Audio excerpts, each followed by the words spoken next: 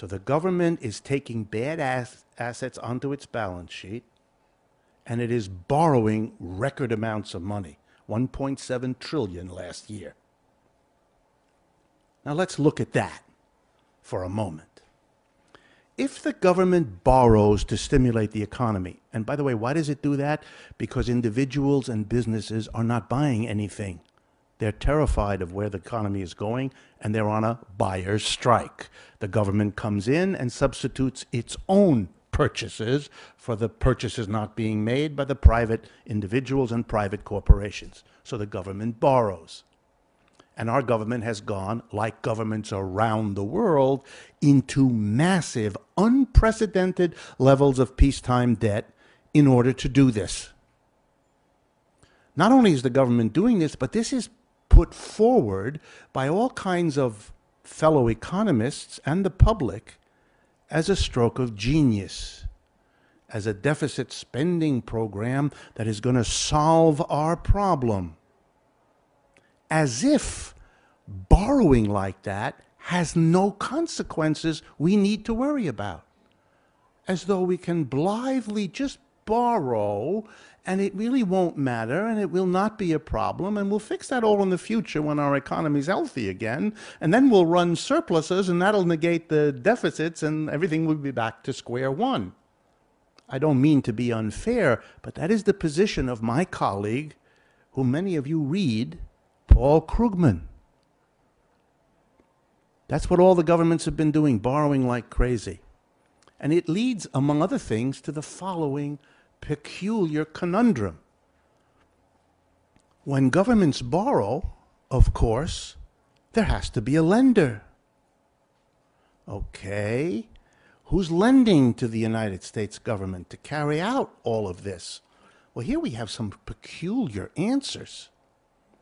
Number one, all kinds of wealthy entities, corporations, individuals, lend to the government, because that's safer and more secure than lending to anybody else in an economy like this, or investing in anything because things don't look so good. That's not a growth procedure. That's a churning of money. In fact, it's very ironic if you think about it, because if our government really didn't want to run a deficit, it could, of course, tax corporations and the wealthy. Then it could get the money to stimulate the economy without borrowing.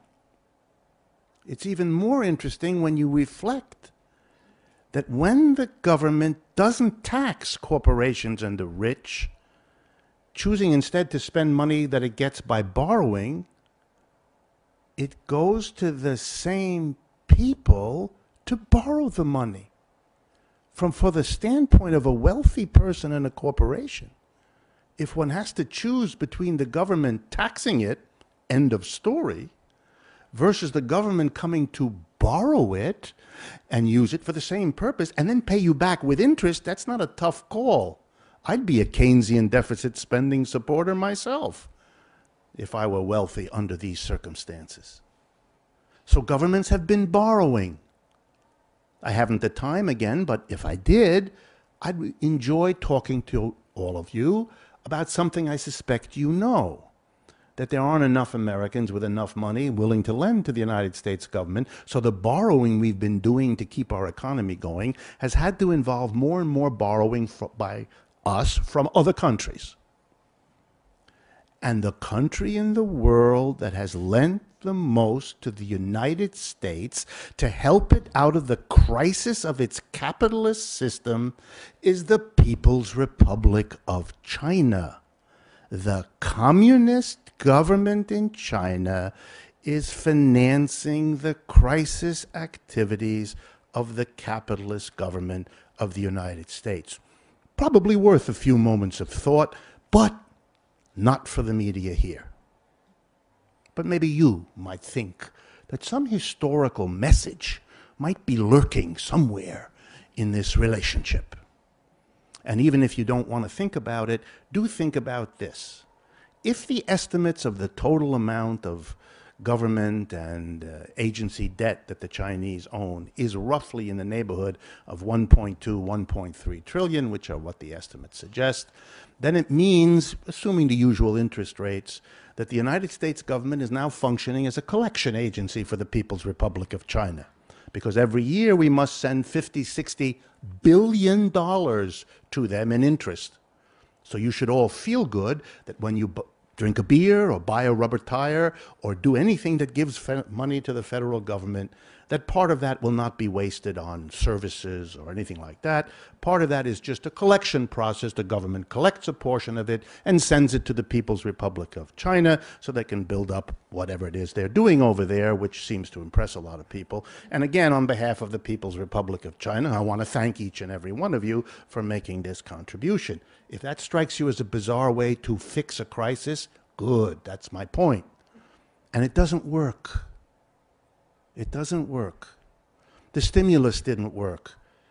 Not only because it was borrowed money to which I will return, but if you stimulate, if you pump money into the economy, we are now an economy that loses a lot of the money we have because we import so much.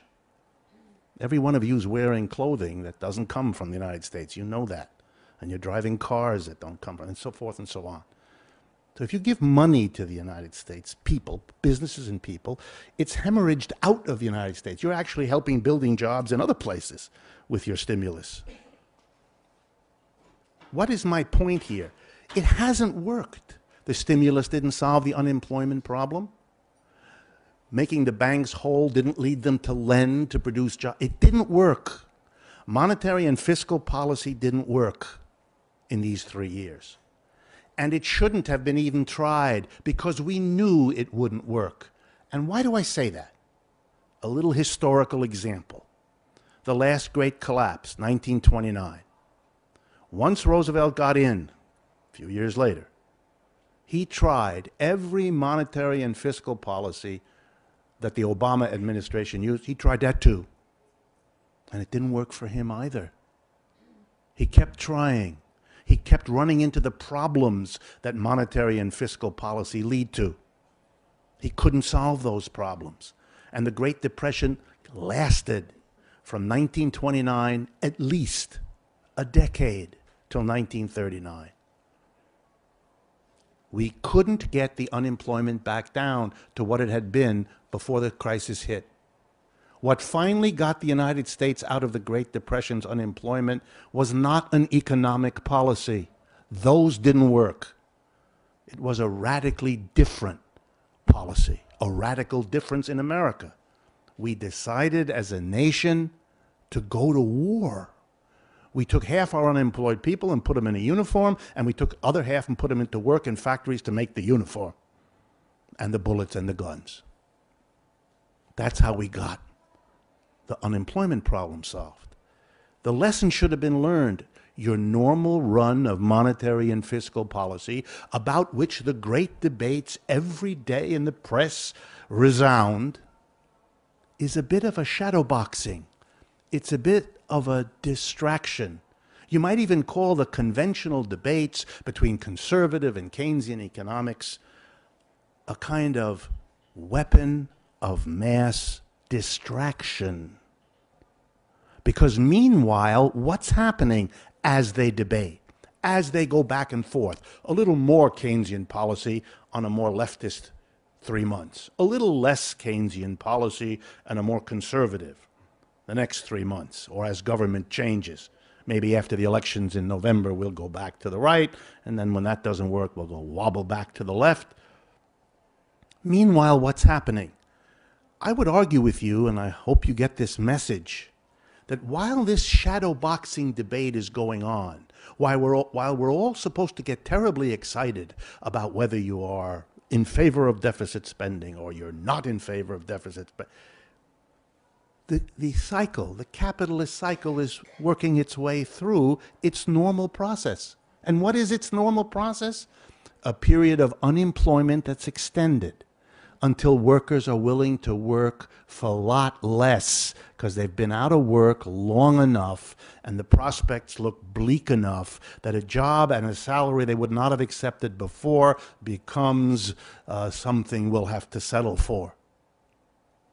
Likewise, as the cycle unfolds and businesses go out of business, the cost of secondhand equipment drops because the sellers who are desperately going out of business outnumber anyone who's buying. And the rental cost of square footage goes down. And the lawyer you need to hire becomes desperate and will willing to work for less, and on and on and on. And when does it stop? When the costs of doing business have been broken down far enough so that a capitalist, an investor, a businessman or woman sees the prospects of profit at such low wages and such low costs, and then they go in, and then the system has another period of growth for 2, 3, 4 years until we're back in the same instability of this system, which no section or collection of brilliant economists has ever been able to figure out how to stop or control. That's what's going on.